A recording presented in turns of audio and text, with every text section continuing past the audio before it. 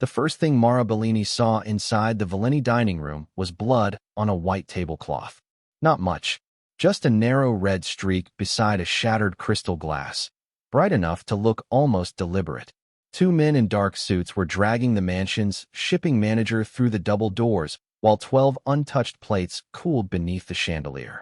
A torn folder lay near his chair, several warehouse invoices scattered across the floor. At the head of the table, Lucian Villini sat perfectly still, one hand resting beside a silver fork, his expression calm enough to make the entire room feel dangerous. Mara had been inside the mansion for less than 20 minutes. She already wanted to leave. Mrs. Agatha caught her arm before she could step back. "Don't stare at him." Mara lowered her voice. "Why?" The older woman watched the man being pulled away. "Because the last person who did made a very poor decision." That answer did nothing to calm her. Mara adjusted the stiff black uniform she had been given and followed Agatha toward the kitchen, where 6 cooks moved in silence. No one asked what had happened. No one looked toward the doors. Apparently, fear was part of the dress code. Mara had accepted the job because the pay could keep her father's bakery open for another month. She had expected polished silver, difficult guests, maybe a spoiled millionaire. She had not expected Lucian Villini, a man whose name made grown men stop talking. Dinner resumed as if no one had just been dragged from the room. Filet mignon, lobster, truffle risotto. Food expensive enough to cover Mara's rent for a year. Lucian touched none of it.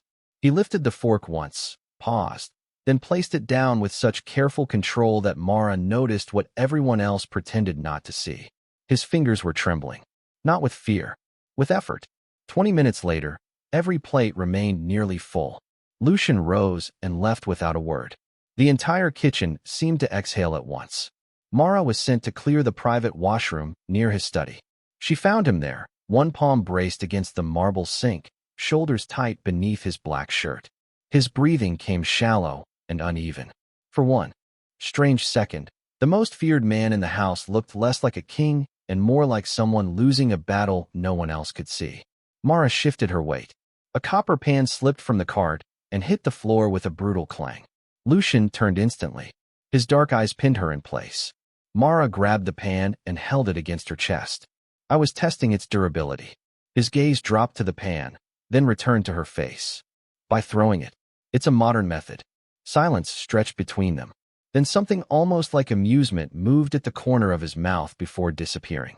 Later, as Mara collected the untouched dishes, Lucian entered the dining room again.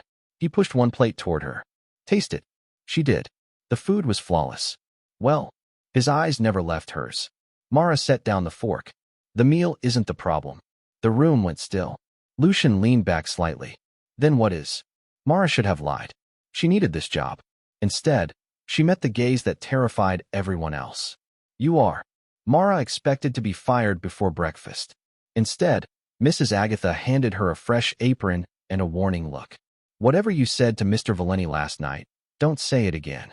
Mara tied the strings behind her back. "That depends on whether he asks."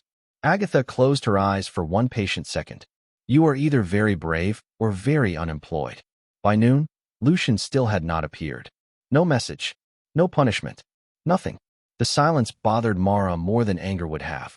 She spent the afternoon chopping vegetables beside Chef Moreau, who treated the kitchen like sacred ground and Mara like an invading army.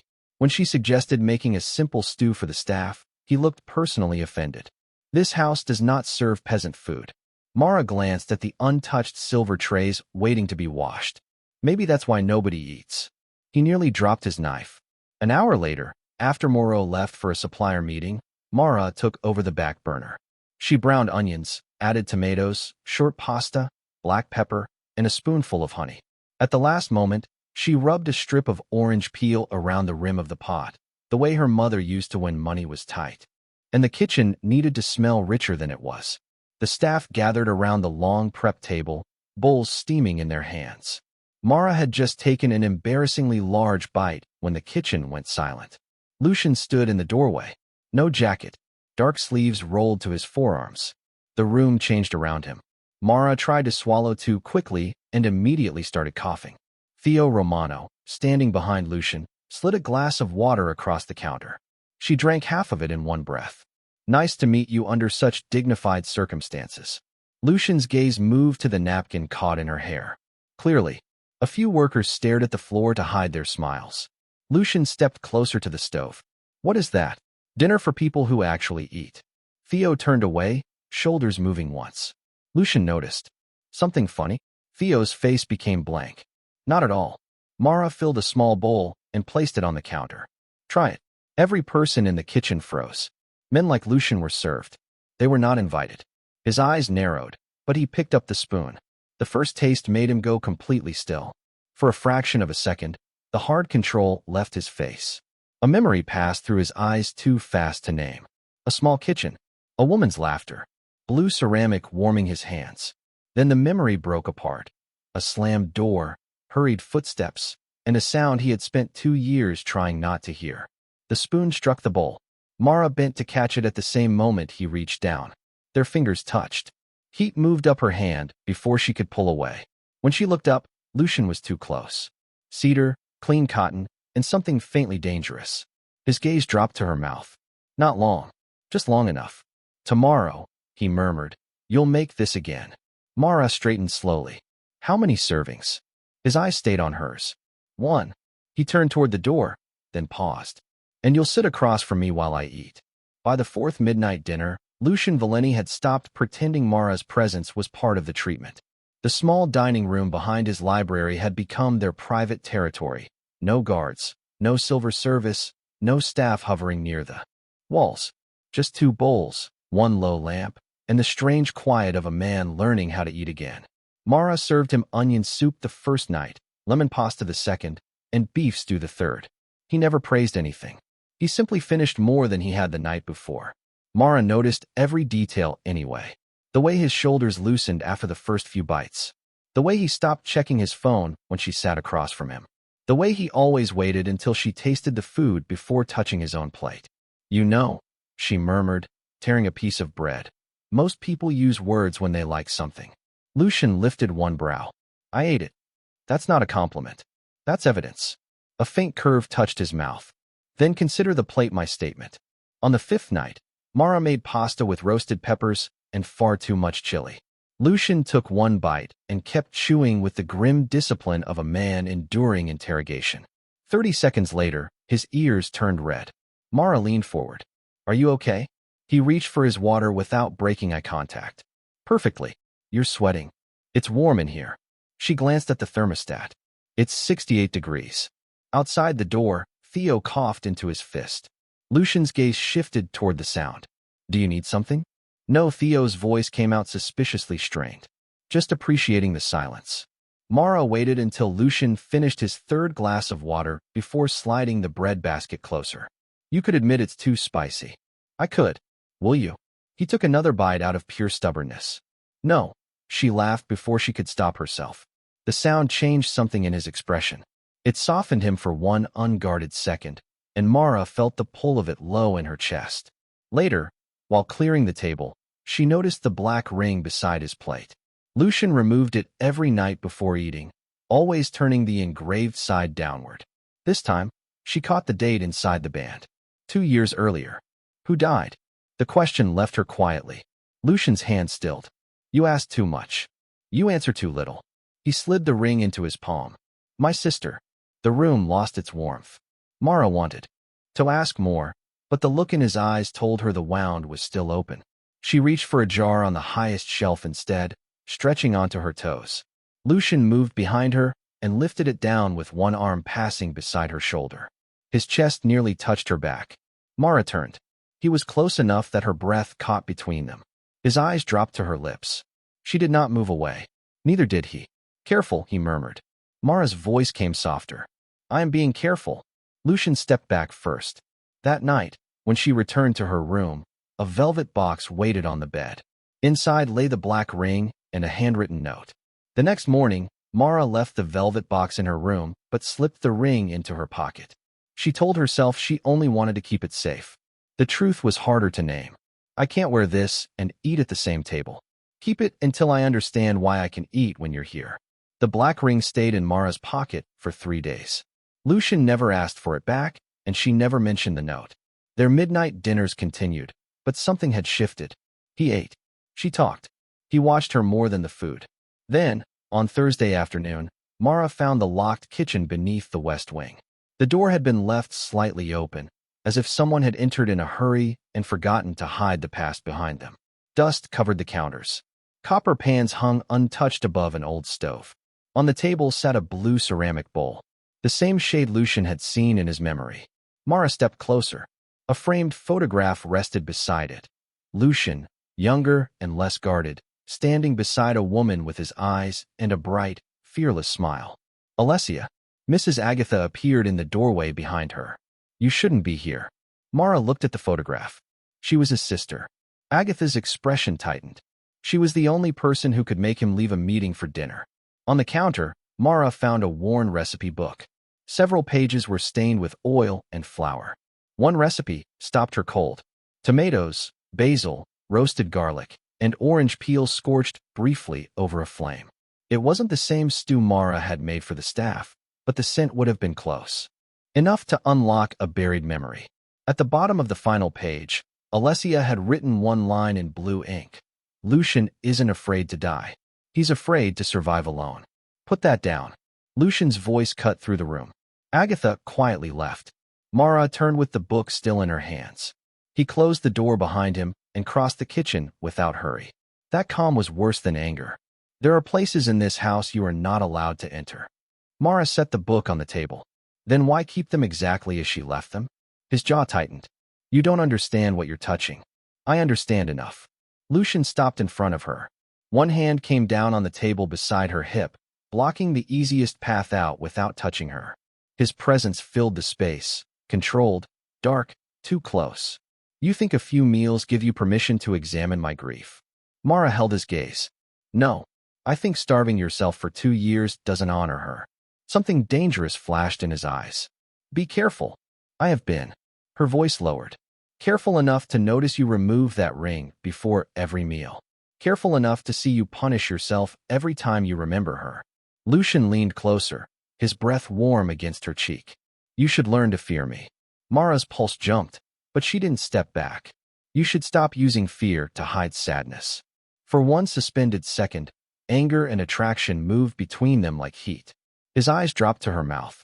Her fingers tightened around the ring in her pocket. Then Lucian stepped away. The loss of his warmth felt immediate. He turned toward Alessia's photograph, shoulders rigid. Lucian looked down at the recipe book. The man you saw dragged out on your first night managed 3 warehouses connected to Alessia's final route. Someone paid him to alter the records. She didn't die in a random attack. Mara went still. Lucian's reflection stared back at her from the dark window. Someone inside this house sold her out. 3 nights later, the Valeni mansion filled with champagne, string music, and people who smiled too easily. Lucian had invited half the city's elite to discuss business, but Mara knew the real reason. For the gala, someone inside the family had betrayed Alessia, and Lucian was watching every face for a crack. Mara had planned to remain in the kitchen. Bianca ruined that plan by appearing with a dark blue dress draped over one arm. No, Mara backed away from it. Bianca smiled. That wasn't a question. 20 minutes later, Mara stood at the top of the staircase in heels clearly designed by someone who hated women. She took one step, wobbled, and felt a strong hand close around her waist. Lucian steadied her without effort. His gaze moved slowly over the dress, then returned to her face with a heat that made her forget the crowded room below. Don't say anything. Mara gripped his shoulder. You're standing on my shoe. Especially don't say that. The corner of his mouth almost lifted. Then his attention shifted across the ballroom, and the softness vanished. Adrian Marchetti had arrived. For 6 months, the Valeni and Marchetti families had been locked in a dispute over the Eastern shipping corridor. No one had fired the first shot yet, but one failed negotiation could turn a business conflict into something the entire city would feel. He was handsome in the polished way dangerous men often were, all easy charm and sharp eyes. Within minutes, he found Mara near the champagne table. So you're the woman who convinced Lucian Valeni to eat. Adrian offered his hand. I was beginning to think you were a myth. Mara accepted it carefully. I'm much less impressive before coffee. Then I'll reserve judgment until breakfast. Across the room, Lucian stopped listening to the man speaking beside him. Theo noticed. The glass didn't insult you. Lucian's fingers tightened around it. Be quiet. Adrian asked Mara to dance. She looked toward Lucian. He lifted his glass as if none of it mattered. So she placed her hand in Adrian's. The music was slow. Adrian moved well, but Mara felt Lucian's attention like a line drawn across the room. He doesn't enjoy sharing, Adrian murmured. I'm not his to share. Good answer. His hand shifted lower on her back. Before Mara could correct him, Lucian appeared beside them. He extended one hand, expression unreadable. The next, dance is mine. Adrian's smile sharpened. I don't recall seeing her on your schedule. Lucian never looked away from Mara. She doesn't belong to anyone. His palm remained open. I'm still asking. Mara chose him. The moment her fingers touched his hand settled at her waist, firm but controlled. He drew her closer than the dance required. Are you enjoying yourself? His voice brushed her ear. Is that a question or an interrogation? I haven't decided. Then I haven't answered. His thumb moved once against the fabric at her side. Her breath caught. You're playing a dangerous game. Mara met his eyes. You started it. For one charged second, the ballroom disappeared. Then Adrian passed behind them and slipped a folded card into Mara's hand. A server passed Mara with a champagne tray and quietly left a folded card beneath her glass. Across the ballroom, Adrian met her eyes for half a second before turning away. She opened it later beneath the staircase. The message warned that the Eastern Port dispute was only a distraction. Someone inside Lucian's family was watching the investigation, and the final line had been written in red ink. The maid will end like Alessia if he keeps digging. Before Mara could move, Lucian reached into his own jacket and pulled out an identical note. By sunrise, Mara had 2 armed men following her to the grocery store. She noticed them near the produce aisle, both dressed too well to be comparing tomatoes. When she reached for a bag of onions, one of them reached first. I can carry that. Mara stared at him. Can you also stop pretending you're shopping? He glanced toward the second guard, who was holding a box of cereal upside down. We were told to stay close. You were told wrong. Lucian was waiting in his study when she returned. Mara dropped the grocery bag onto his desk hard enough to make an apple roll across the polished wood. Call them off. He caught the apple before it fell. No, that wasn't a request. His eyes lifted. Neither was the threat against your life. Mara folded her arms. Protection isn't the same as control. In my world, it often is. Then your world needs better rules. The muscle in his jaw shifted. He was used to obedience, not a woman standing between him and the door with flour on her sleeve and fury in her eyes. Someone compared you to my dead sister. His voice lowered. I won't ignore that. And I won't live like a prisoner because you're afraid. Silence stretched. Then Mara softened, just enough. Tell me what I'm supposed to be afraid of. Don't just surround me with men carrying weapons and expect me to be grateful. Lucian looked away first. It was the closest thing to surrender she had ever seen from him. He told her about Carlo, the missing records, and the possibility that someone in the family was still cleaning up Alessia's murder. When he finished, the anger in Mara had changed shape. I'm staying. Lucian's gaze snapped back to hers. You should leave. That's my decision. He held her eyes for a long moment, then nodded once. Fine, but we leave tonight. Theo arranged a delivery van from Mara's father's bakery and cleared the surrounding blocks before they moved. The bakery had been closed for renovations, its cameras replaced, and the apartment above it kept off every public record connected to Mara. Lucian climbed into the back of the van and found himself wedged between sacks of flour and 3 crates of potatoes. Mara sat across from him, trying not to laugh.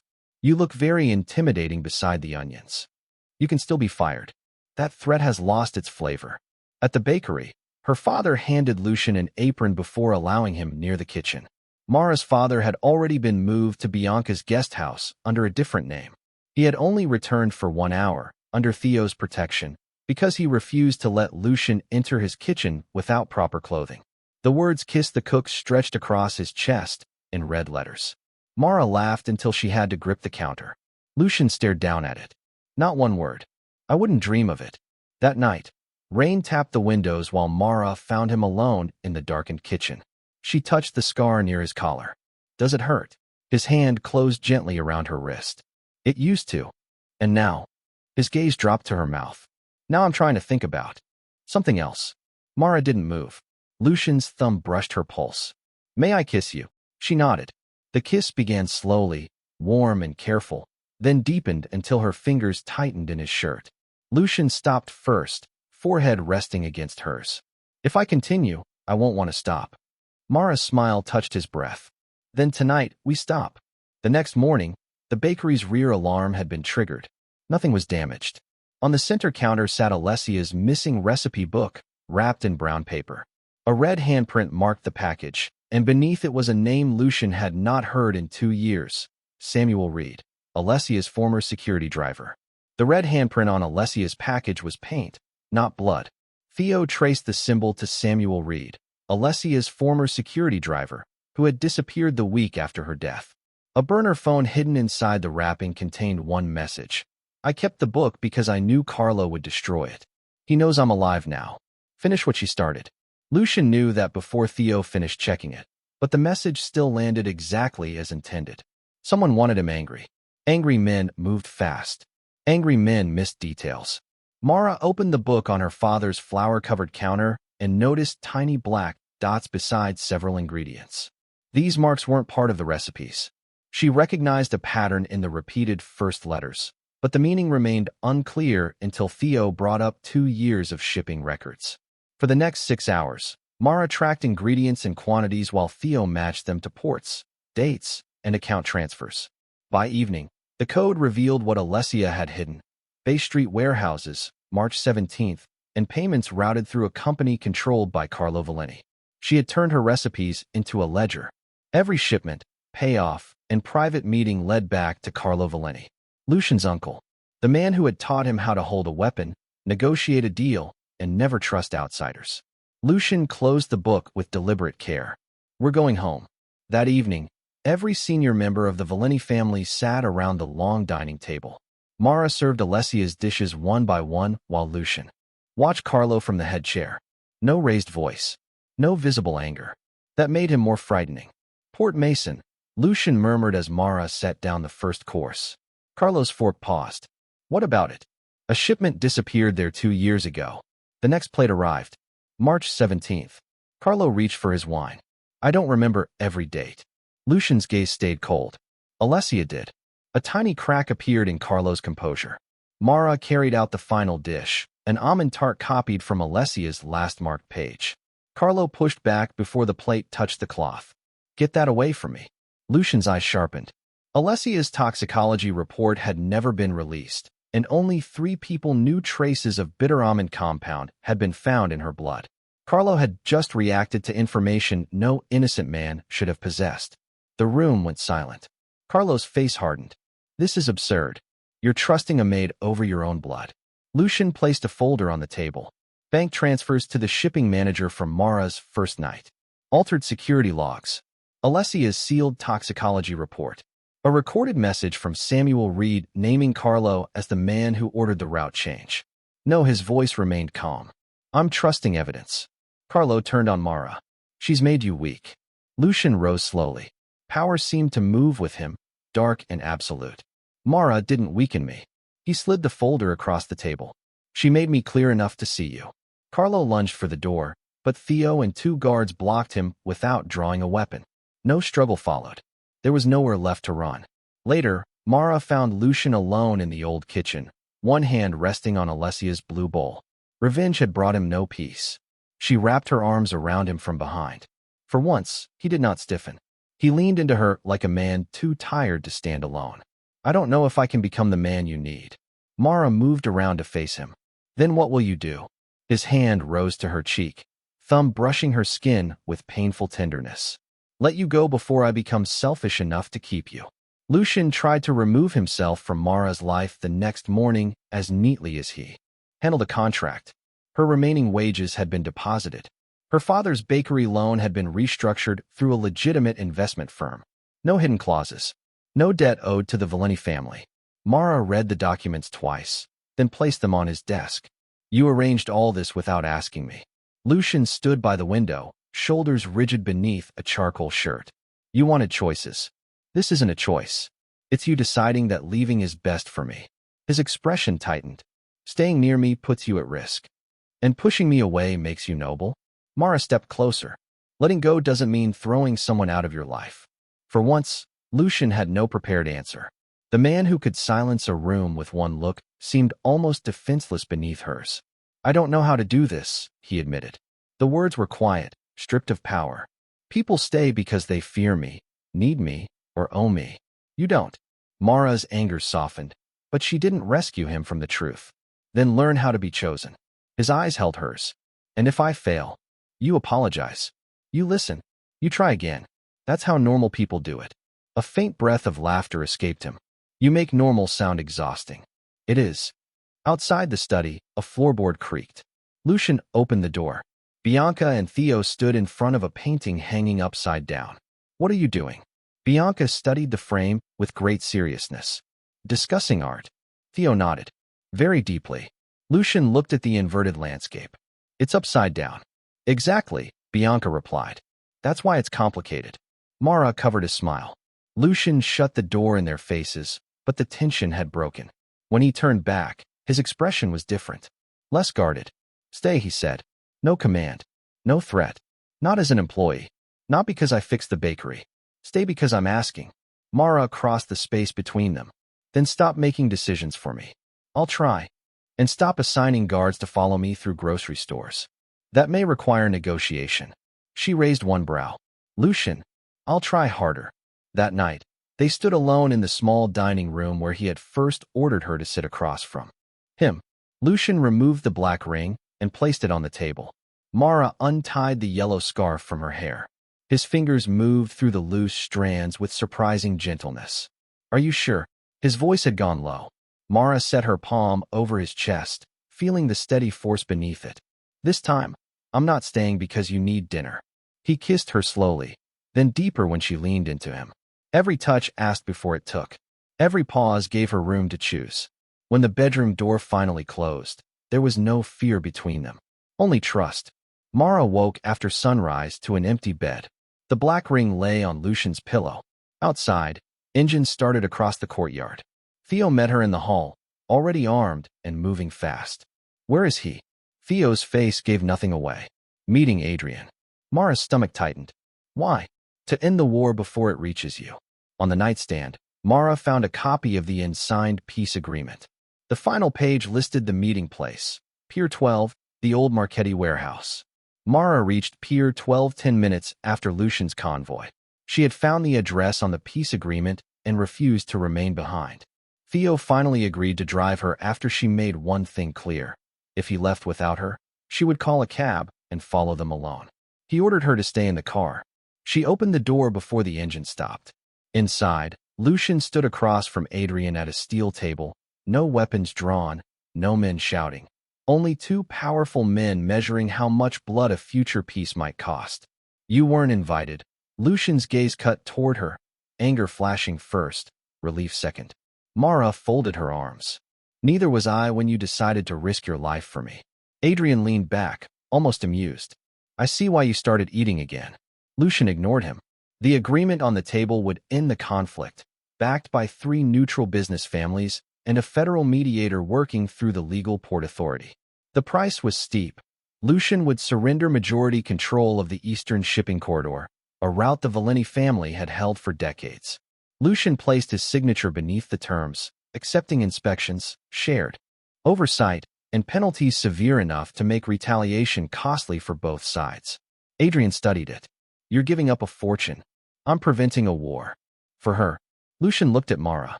For everyone who would pay for a fight they never chose. Adrian signed. Then he slid a second folder across the table. It contained messages linking Carlo to the threats against Mara and Alessia. I didn't send the notes. I warned the maid because Carlo was watching her. Mara's eyes narrowed. You could have been clearer. Adrian offered a faint smile. Clarity is expensive in our business. Lucian closed the folder. Then consider the account settled. By sunset, he returned to the mansion without victory music, raised glasses, or men celebrating in the halls. Mara waited in the small dining room with 2 bowls of stew between them. Lucian sat across from her and stared at the simple meal. I gave away the eastern route. Do you regret it? He picked up the spoon. I used to believe power meant keeping everything in my hands. His eyes lifted to hers. Now I think it means knowing what deserves to be released. Mara placed the black ring beside his bowl. You don't need this to remember Alessia. Lucian touched the engraved date with one finger. What should I remember instead?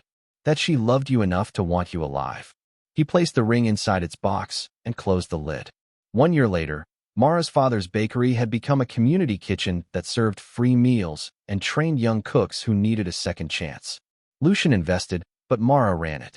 Her name was on the lease. Her decisions shaped the staff, and no one mistook love for ownership. Lucian began dismantling the illegal side of the Volini Empire, one contract, warehouse, and port agreement at a time. He never pretended a year of better choices erased the harm that came before. On opening day, he tried to make Mara stew and burned the onions. She stared into the blackened pot. You controlled half the city and lost a fight to one saucepan. Lucian removed his apron. The city never made me cry. Theo tasted the stew, set down the spoon, and looked toward the nearest exit. Bianca tilted her head. That? Bad. I've had worse days, Theo replied. Not many.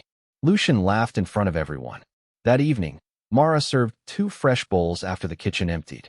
He finished every bite, not because grief had disappeared, but because he had stopped treating suffering as proof of love. Lucian reached across the table. Mara placed her hand in his, not because she owed him, feared him, or needed his protection, but because she wanted to stay. Power had taught Lucian how to close every exit. Love taught him to leave the door open and become someone worth returning to.